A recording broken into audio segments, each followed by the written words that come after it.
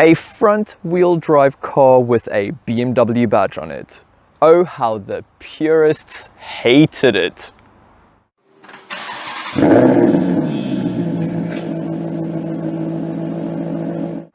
Hi guys, Eric here and welcome back to my channel.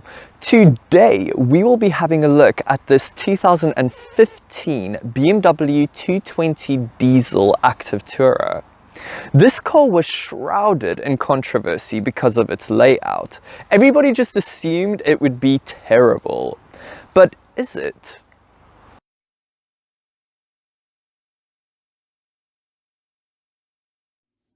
A really big thank you to the accommodating, thoughtful and helpful staff here at ASJ Motors. They have a huge selection of quality used cars located in 2 locations in the Overberg region. One is in the industrial area of Hermanus, the other is located on the main road of Verliesdorp. They are open for business, so be sure to check out their catalogue, link in the description box below. Even back in the early 2010s, people were going SUV crazy. Sedan sales were going down and crossover sales were exploding. Even so, mostly thanks to the success of the Mercedes-Benz B-Class, BMW saw that there was money to be made in the premium MPV segment. So, in 2012, they unveiled the concept active tourer. Even though it was an MPV, the styling looked exciting and youthful. It was also eco-friendly as it had a 1.5-litre 3-cylinder hybrid engine and regenerative braking. In 2013, they took the wraps off the concept active tourer outdoor. It had a beautiful orange paint job, huge 20-inch rims, and a very interesting, especially for cyclists, cycle rack integrated into the boot floor. The public responded well to it, so well that they launched the production version in August 2014. I personally prefer the look of the active tourer to the B-Class. It somehow looks both more engaging and classy thanks to a more angular design. There is no denying that this is an MPV, however. With a really small bonnet and high roofline, it doesn't look nearly as engaging as BMW sedans. But that is true for all MPVs. Thankfully, it doesn't look dated or boring, because it is a trap that most of the car makers fall for. This active tourer looks elegant and a little menacing. This 2-litre diesel engine mirrors this fact, as it has a lot of shove, 140 kilowatt and a vicious 400 newton-meters of torque in a car that weighs just under 1.5 tons. It's quick, make no mistake. Is it as impressive in the interior though? Just by opening the door, you can tell that this BMW is a premium product. It is not just the weight of it, it is the smoothness of its hinges. It is this contour in the door grab handle for extra comfort, and it is the sheer momentum it gains when you shut it. But we will get back to the door panel in just a second. Now, BMWs from this era had very similar interiors. The general design was simplistic and rather modern, if a bit bland. With the active tourer, while there's no denying that this is a BMW interior, there is enough uniqueness to help it stand out from the crowd. There is just enough silver trim to keep the cabin from looking dark and dingy, but not too much that it will look kitsch. It's also quite premium. I love this top-stitched, soft-touch plastic panel in front of the dash. Above that, you will find the air vents that is partially framed by thin metal strips and connected to each other by a very trendy piano black plastic piece. In between said dials, you will find the very prominently placed hazard button, which is an absolute joy to push. I really like the center stack as well. It is a proper multi-tier dash with each tier fulfilling a specific purpose. At the very top, you will find BMW's obligatory iDrive infotainment system. Below the air vents, you will find some shortcut buttons for the stereo unit. Move your gaze down and you will find a small covered space with a very well dampened lid. The tier below that houses the controls for the automatic climate control.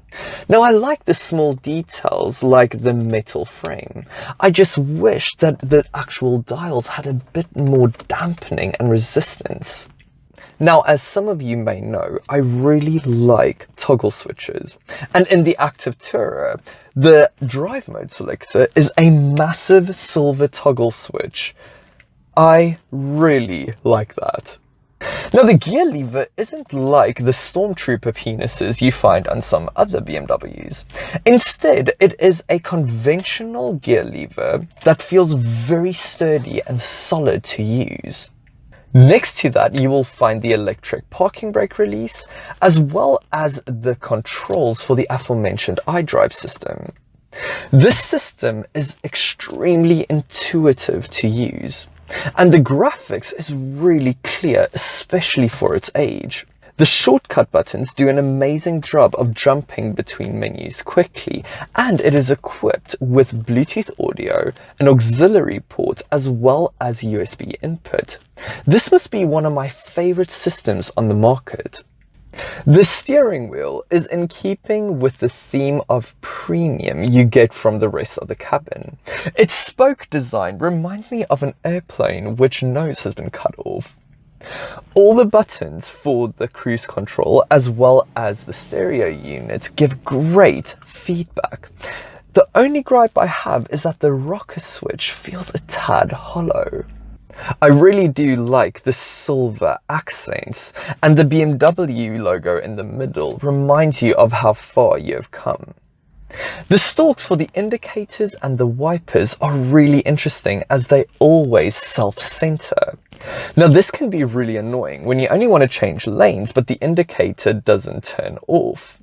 But they feel amazing and give fantastic feedback. Look upwards and you will find almost exactly the same dial setup that you will find in any other BMW of its time. It is extremely clear to read and easy to understand. You get an analog fuel gauge and a digital temperature readout that is housed in the comically small full color driver's information display. This display also communicates a full trip computer and is controlled by a small button at the end of the indicator stalk. Now the door panel's design is really simplistic without being too boring. It is a mixture of piano black plastics, soft and hard black plastics, black leather and grey top stitching. The only thing to help break up this wall of black is the metal door handle and the speaker covers for the optional Harman Kardon sound system. Now personally, I would have preferred a bit more brushed bling, but this is in keeping with being a German product. You also get humongous front door pockets. I just wish that it was lined with felt or rubber to help mitigate rattles. These seats are really impressive. They are a mixture of leather and perforated leather and accented with dark grey top stitching. You also get an extendable thigh support for longer people, and it really does make a big difference. The only gripe I have is the texture of this leather. Did they slaughter an elephant to cover these seats? With the design out of the way, what about the practical side of things? The Active Tourer storage solutions are great. You have access to the aforementioned very big front door pockets, a hidden storage compartment underneath the steering wheel, two deep, if rather narrow front cup holders, a big, well-dampened glove box, a small space above the climate control that is covered by a well-dampened lid, a tray underneath the center armrest, as well as a very small space in the center armrest itself. All in all, more than enough space for the average person's clutter. Speaking of space, notice anything? There are limousine levels of legroom in the back of the Active Tourer. I can even slide my feet underneath the front seat to really stretch out, and the rear seats even recline slightly. This makes a very, very big difference. There is also a decent amount of headroom, which is rather surprising considering this test unit is fitted with the optional panoramic tilt sunroof. The rear bench is rather firm though, I would almost call it a bit hard. To help make it more comfortable, rear passengers do have access to their very own leather-wrapped center armrest that houses 2 cup holders as well as a small tray. That's not all though. You also get very big rear door pockets and storage nets behind each front seat. Really impressive. It isn't perfect though. Rear passengers don't get their own climate vents, and from the back, the front center armrest really does look like an afterthought and even a bit cheap. Speaking of cheap, some of the switchgear doesn't feel as premium as what you would expect from a car that costs this much. Which brings me to my next point. Even though this car isn't available new, you still can get them at second-hand prices, but they are still rather expensive. Also, BMW parts are expensive. So when you buy, make sure you find one with a full service history and set aside some cash for in case something goes wrong. The boot is a very decent size of 468 litres, but there is so much more to it than that. You have 2 storage nets, 4 tethering hooks, 2 grocery hooks, and an elastic to help keep things at bay.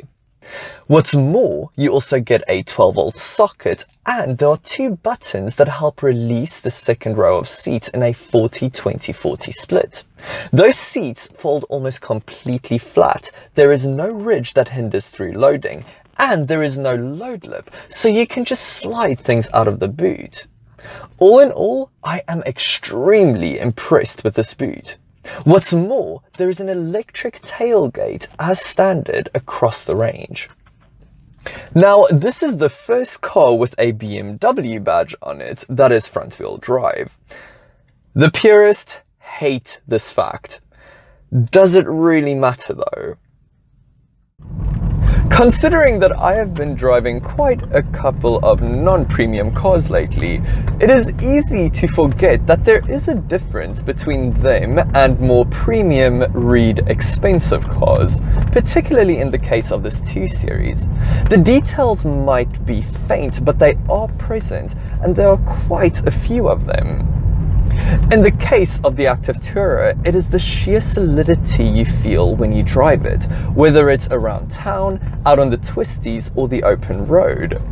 Speaking of which, around town, this BMW feels right at home. You have a tight turning circle, park distance control, a strong 2-litre diesel engine, and a surprisingly smooth 8-speed automatic transmission.